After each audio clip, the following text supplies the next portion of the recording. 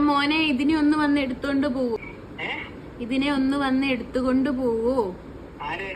എന്റെ മോനെ എത്ര നേരെ 6:30 തൊട്ട് വന്നിരിക്കും. പെങ്കൊച്ച് 6:30 തൊട്ട് എന്റെ വീട്ടിൽ വന്നിരിക്കും. മോനെ ഇതിനെ വന്നൊന്ന് എടുത്തോണ്ട് പോവും. ആ